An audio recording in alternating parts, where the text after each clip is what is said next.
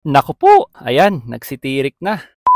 Long weekend na naman sa mga nagbabalak bumiyahe o makyat ng Baguio ngayong Holy Week. Here are 5 tips para iwas overheat ang makina ng ating mga sasakyan. Una, habang nagmamaneho, ugaliing i-monitor ang temperature gauge. Since pinapakita nito ang temperatura ng engine o coolant, mas pagtuunan nito ng pansin kapag nagmamaneho sa mga maiinit na lugar o panahon, kapag stuck sa traffic, o kapag dumadaan sa dire-diretsyong paahon. Kung napansin naman na medyo tumataas na ang temperature gauge above normal o umilaw na ang temperature warning light, agad na itabi ang sasakyan sa ligtas at preferably shaded na lugar. Patayin ang aircon and with caution, pwedeng buksan ang hood para ma-inspect at mas makapag-circulate ang hangin. Pangalawa, bago pa bumiyahe, i-check ang coolant level.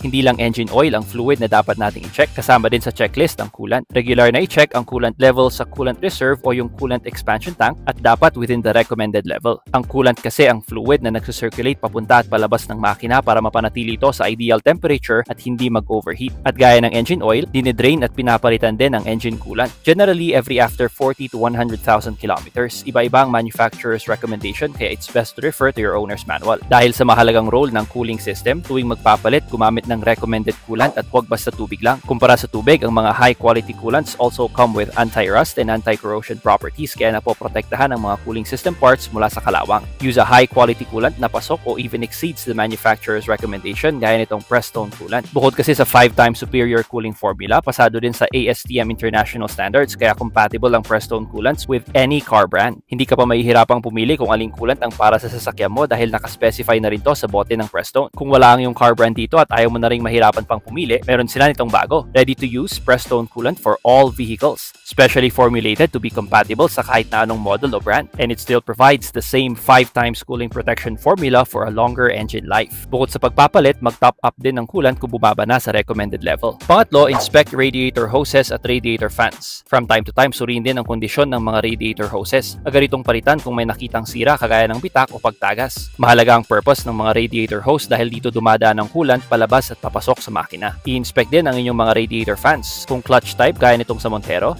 habang nakapatay at malamig ang makina, kapag inikot ang fan gamit ang kamay, dapat mararamdaman na may resistance at hindi sobrang gaan kapag pinapaikot. I-check ang fan belt, siguraduhin properly tensioned at nasa maayos na kondisyon. Sa mga electric radiator fans naman gaya nitong Asa Vios, inspect at siguraduhin from time to time gumagana ang fan, lalo pag tumataas o naabot na ng makina ang operating temperature. Ang mga electric radiator fans kasi ay designed na gumana kapag naabot na ng engine coolant ang specific na temperature para tumulong mag-cool down ng coolant at syempre ng makina. Kung hindi ito gumagana, i-check o ipatingin ng mga fan electrical components gaya ng relay, wiring at pati ang fan motor kung kailangan ng mapalitan. Pangapat, linisin ang radiator. Regular na linisin ang radiator upang alisin ang anumang dumi kagaya ng mga dahon o insekto na pwedeng humarang sa daloy ng hangin. Huwag ding